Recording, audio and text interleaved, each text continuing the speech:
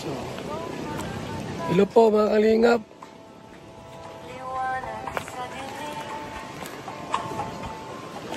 At yung bahay ni Biancy rito.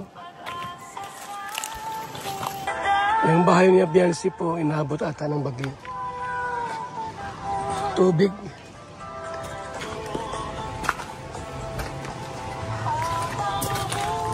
Maraming salamat po talaga. Makakaalis na po kami dito sa Kalbaryo ng Bagat.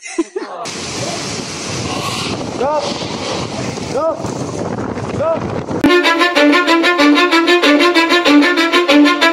Cause I don't give a fuck what you say. So, hello po mga kalingap.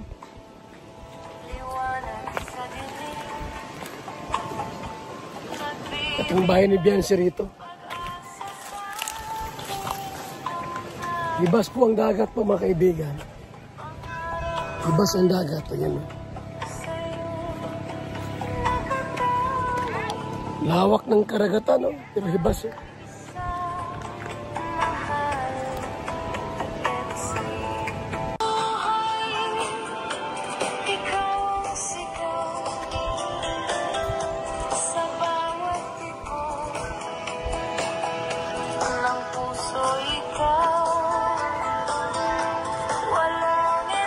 Yung bahay niya Biancy po, inaabot ata ng bagyo. So yun na guys, so good morning, good afternoon, and good evening po muli. Ito muli ang inyong lingkod Batang LU, and grabe guys, si Kuya Val po talagang napakasipag po maglibot. Medyo malayo naman po yung lugar na yan, ay talagang pinupuntahan pa rin niya kahit alam niya na wala na si Biancy.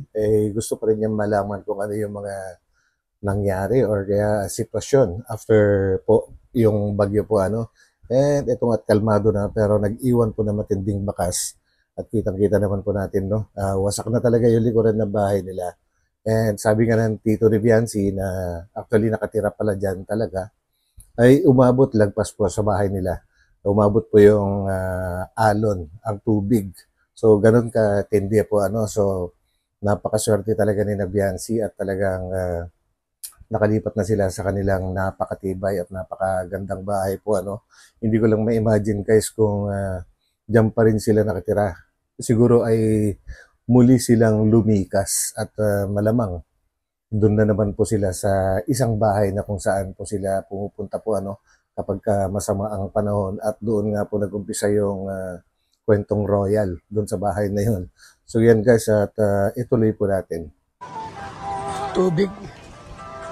Hanggang dito ang tubig, oh. Yan ang tubig, oh. Hanggang dito. Grabe. Ay, hanggang dito. Hanggang dito ang tubig, oh. Nararo. Sinira, oh. Grabe lakas.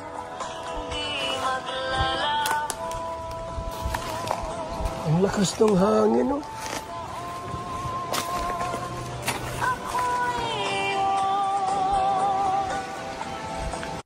Ang hirap isipin guys, kapag ka mga ganyang sitwasyon at tapos may alaga pa silang baboy, kung ano yung pressure na talagang inaabot po nila pagka ganyang masamang panahon. Ang hirap imaginin talaga. Ang hirap. Lakas ng tubig dito. Ayun, wala na yun. Grabe. May tumumba pang puno guys. Mga puno ng saging. Sirang-sira yun dito.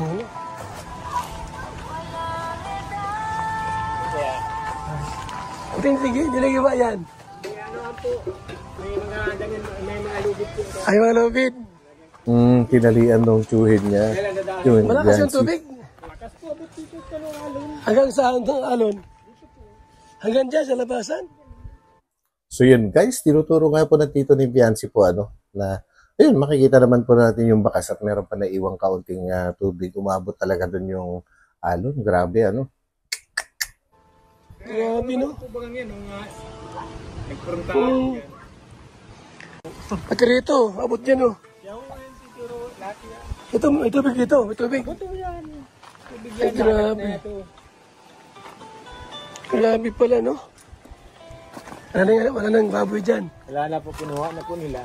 Ino nila. Ayan po. Buti hindi nawasak to. Po. Hindi nasira. Ay, nasira lang po yung ano, sa CR. May CR lang. CR. Grabe. Buti may bahay na silang bago. Kung nakalipat na sila, nakalipat na, no? Kung hindi, ay sus, abot dito. Ay, grabe. Grabe. Pati yung dalawang talisay na yun, guys. So, tatandaan nyo ba? Diyan sila madalas tumambay dati kapag dumadating ang sina Kalingap Rab.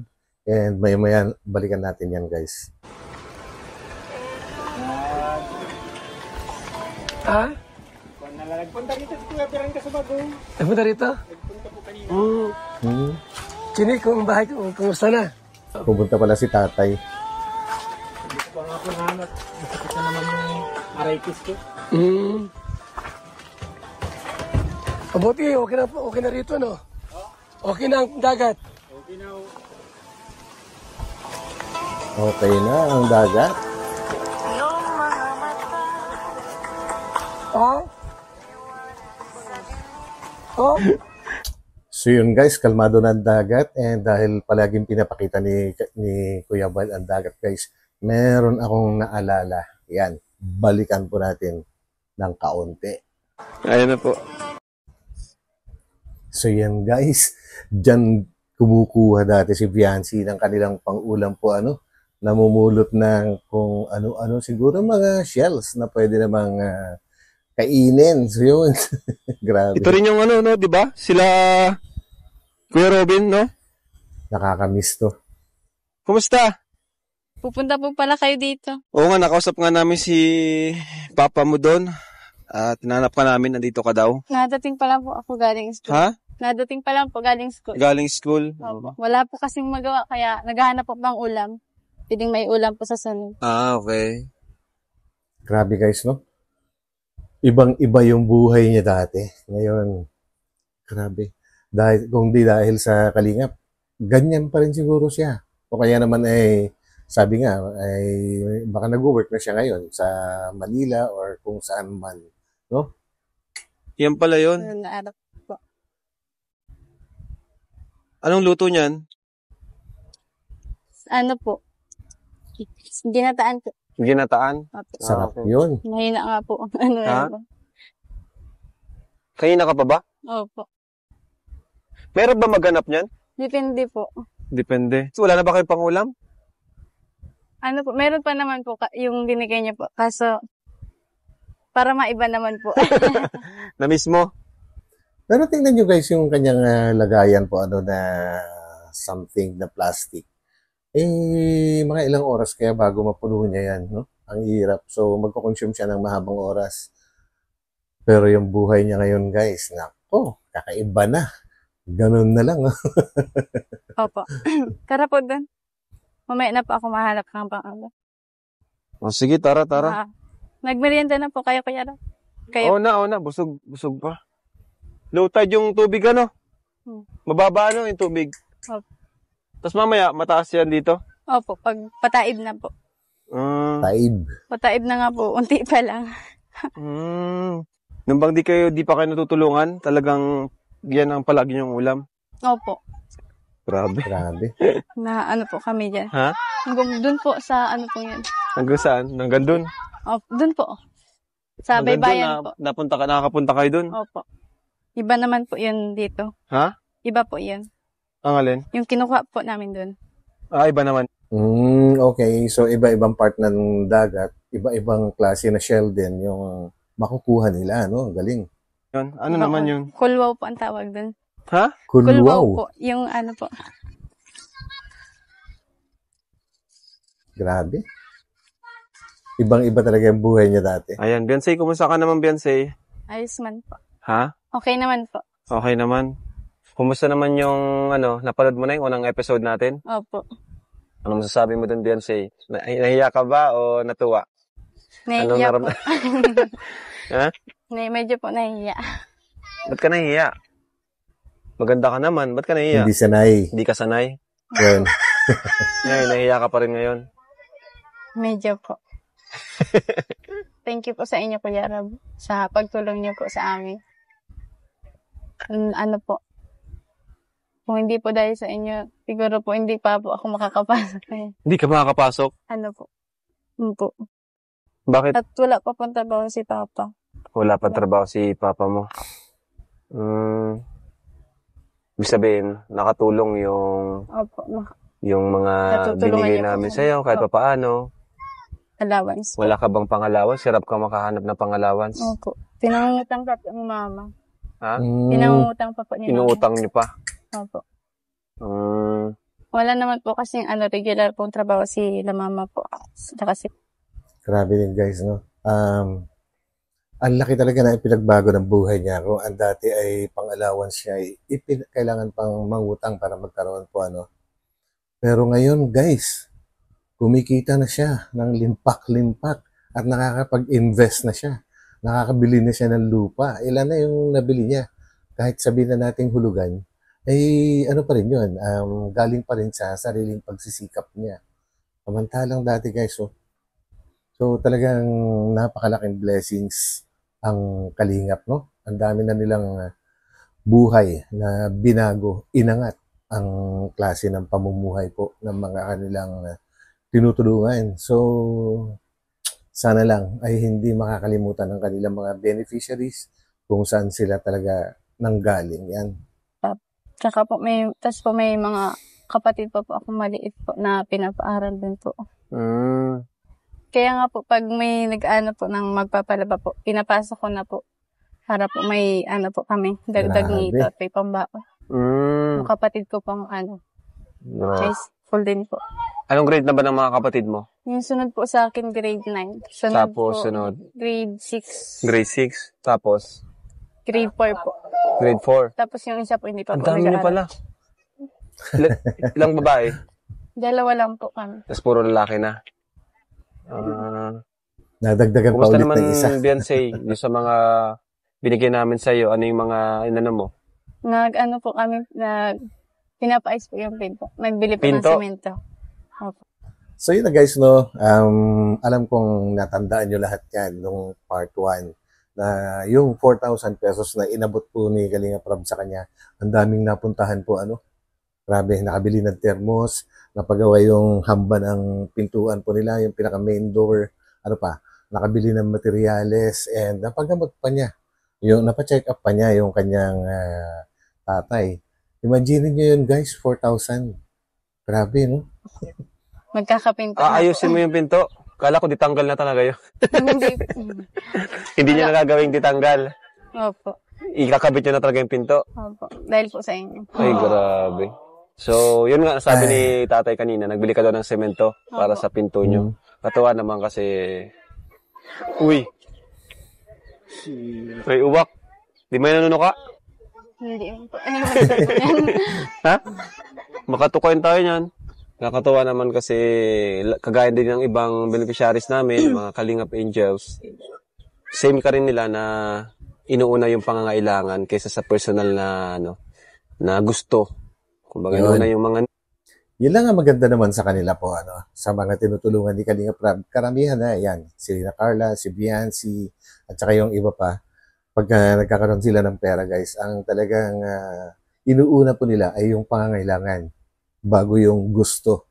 Ang pagkakaiba naman po ng pangangailangan tsaka gusto, ang pangangailangan kasi guys, yan yung mga talaga importante po, yung gusto, yun wala lang. Kumbaga, yung gusto mo lang, kagaya ng mga cellphone, damit, etc., accessories, yung mga ganun, hindi yun yung mga inuuna nila. Yun lang ang napakaganda naman din sa kanila, guys. needs kaysa sa wants. Ano nang nararamdaman mo ngayon, Beyonce, magmula nang may tumutulong na sa inyo? Magaan na po. Ha? Hindi na po ako na Hindi Hindi na na. rin po ako nagang-isip ng Di ka na nagang-isip. Sabi ko pa, andyan na po si Kuya Rab. Grabe. Bakit dati nagang-isip ka? Opo. Pag Pag po. At sila mama din po ay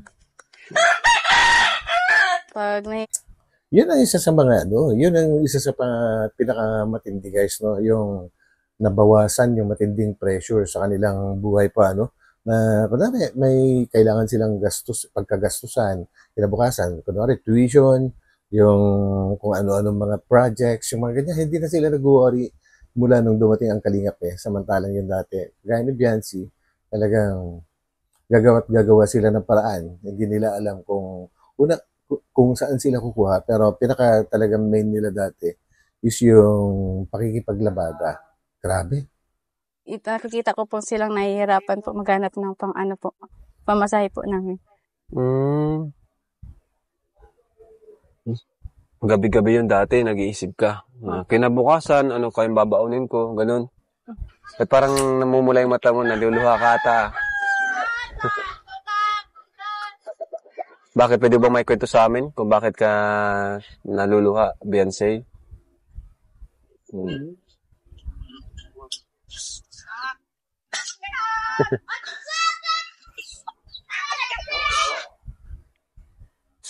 Simula pa po kasi nung bata pa po.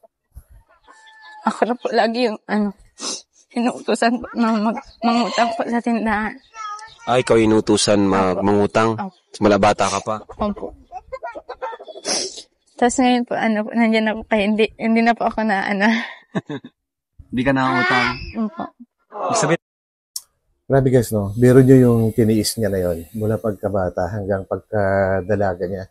Ay siya yung inuutusan na mangutang. Siyempre, hindi man niya sinasabi, ay nahihiya siya, di ba? Alam niyo na yung feelings ng paulit-ulit kang nangungutang na utusan para mangutang. Siyempre, kailangan mo talagang tiisin kung ano man yung nararamdaman mo. Isipin natin guys, na ilagay natin sa ating sarili yung kanyang kalagayan before. Baka nga ayaw natin pumayag pagka tayo inuutusan para mangutang. Pero siya, grabe talagang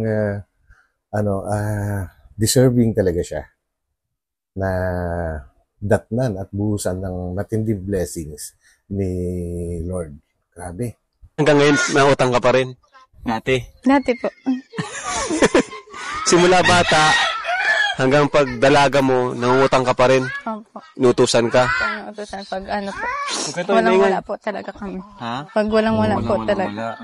Grabe. Ngayon, siguro matagal na kayo hindi nangungutang. Matagal-tagal na rin. At kaya rin kayo pumunta din dito kasi may good news kami sa inyo. Yun. So, tawagin mo si Papa at Mama mo. Sasabihin namin good news. Grabe, good news. Dito lang ako. Ayan, so, Nay, napapunta rin kami dito kasi may isang taong tumulong and may sorpresa kami sa inyo. Ano po? So, habang nagtitimpla si Beyonce, sabihin na natin yung sorpresa kay Dr. Love, dali mo na dito yung sorpresa natin. Grabe. Yan ang sorpresa. Lira. Ayan guys, actually hindi pa nila alam yata dito talaga na ang crush talaga ni Biancy ay si Papa Eds po So sinusubukan nila si Lolo na itandem. Alam niyo na yung style na ni Kalingap Rab po na ganyan kapag ka nag-click sa mga audience o kaya sa mga netizens, matutuloy yung tandem na yan. Kumbaga, tinetest nila yung tubig kung malamig ba o mainit. Parang ganun po. Pero wa-effect. Wa-effect si Lolo. Kasi si Lolo naman, hindi naman sa pag-ano guys. Kasi siya parang isip bata. Tsaka yung kilos niya, parang hindi katapat ng kanyang edad po. Kumbaga, na behind yung kanyang kilos. So yun po, isip bata talaga siya. Bakit ito? Ba't ako, Dr. Love? Ikaw nga gusto ko Huwag ka lang umangal. Akala ko ba, Dr. Love, may pinag-usapan tayong sorpresa? Ano ba yun? Ito nga yun. Ba't ako na dalawa, Dr. Love? Dala ko na si MJ. Bakit si Lolo? Oo, si Lolo. Kalingap Lolo. Super Lolo. Ay, si Super Lolo ba ito? Super Lolo. Super Lolo. Pambira. Hindi yan. Hindi po yan. Ayan, kasi ang sorpresa po natin guys. ay mula po kay Ninang Erica Alpon. Kasi, ayan, nagsagot po siya ng pambili nila ng lupa. Yun, grabe. Ayan na. And yun na guys, no, shout out pa rin sa'yo, Ma'am Erica Alfon. Actually guys, nung bago pa lang ako sa Kalingap, nabaitan kagad ako dyan kay Ma'am Erica kasi mini-message niya ako before. Kumbaga, nagkasama kasi kami niyan sa isang GC ni Kuya Val po, nung baguhan pa lang po ako. Member din siya ng Karepa before. Nung nagre-react din siya before, nagre-reaction din siya. Pero lately, talagang tumigil na siya. Talagang nag-i-sponsor na lang po siya. Napakabait po na tao niyan. And talagang, kumbaga, si Ma'am Erica Alfon, since siya po yung pinakauna na nakaisip or nag-decide na tumulong kina Viancy, para bang, kumbaga, parang siya yung naging dahilan para dumagsa ang iba pang mga matitindi na mga sponsors po ng Kalingap, no? Iba kasi talaga, iba yung may mag-uumpisa, no? Yun yung pinaka yung kung sino yung mag-uumpisa. Kaya malaki yung naging part ni Ma'am Erica Alfon dito. And syempre lahat na po sila na hanggang ngayon ay patuloy na tumutulong po Grabe sila. May sumugot po ng pambili nyo ng lupa si Ninang Erica Alfonso. Pag may nahanap po kayong bakante, sabihin nyo po sa amin, ha? Thank you po. Maraming salamat po. Nay. Maraming salamat po kay Erica Alfonso po sa Alfon. maraming salamat po talaga. Makakaalis na po kami dito sa Kalbaryo ng Bagat. Grabe. Talagang maraming salamat po. Thank you po. Maraming salamat po talaga. Yun. Good. So, matutupad na yung wish ni nanay po. Actually, itong throwback natin na to, napakahalaga din para sa akin. Para makita natin ulit yung kanilang pinanggalingan. And ngayon guys, iba na yung kanilang bahay and napakatibay na po. Kahit gaano nakalakas na bagyo ngayon ay kayang-kaya ng sagupain ng kanilang napakaganda at napakatibay na bahay. So, tingnan po natin. Matagal. Yan. Lupit. Grabe. Yung electric fan dito nawala na. Yung electric fan nawala na. Actually guys, sina Red Zane ang kumukuha po ng video na yan. Shout out Red Zane po, pahiram ng video mo. So kinukuhanan po nila kasi andun sila nakatira yata sa bahay ni Doc Lab pag mga ganitong masama ang panahon. Kasi alam naman natin kung ano yung sitwasyon din nila. Ginagawa pa lang yung bahay ni Red Zane. So magkapit-bahay na magkapit-bahay. So isang dungaw mo lang, makikita mo na kung anong nangyayari sa labas ng bahay ni na Viancy. So yan po guys, napakaganda ng bahay at napakatibay. Grabe, hindi na sila nag-worry ngayon na abutin sila ng bagyo. Unlike before. Nasa baba.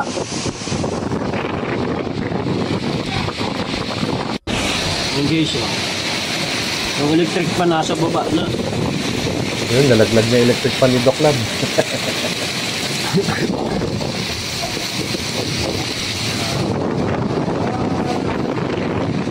Ayun, lakas din, no? Oh.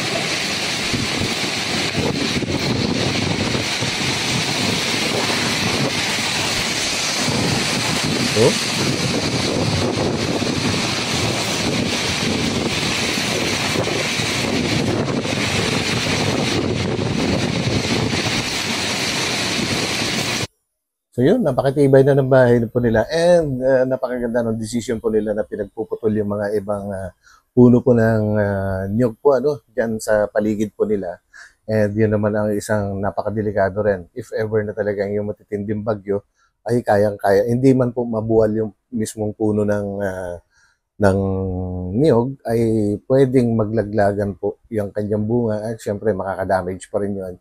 Hindi lang sa bahay, materials o kaya materyales ay pwede rin maka-aksidente ng isang tao. So yun guys, so hanggang dito na lang ulit at nakita naman po natin kung gaano na kaganda ang nakita natin. May kukumpare na naman natin guys kung ano yung buhay nila dati at ngayon, lalong-lalo na yung kanilang bahay na tinitirhan po And thank you Kuya Val dahil binalik-balikan mo ang sitwasyon. Sorry, balikan mo yung bahay ni na Biancy dati na luma po at alam mo naman na kahit wala na sila ron ay binibisita mo pa rin. So yun guys, so hanggang dito na lang ulit. At patuloy lang na po natin suportahan ng buong Team Kalingap guys. Bago tayo maghiwa-hiwalay, yan ay sa pamumuno po ni Kuya Val Santos Matubang, Ate Edna Vlogs and Kalingap Rab. So, kita-kita ulit tayo sa aking susunod na upload. And mega love shoutout po sa inyo lahat na mga solid Kalingap supporters. And of course, lalong-lalo na sa aking mga subscribers. Shoutout po sa inyo lahat. So, bye-bye.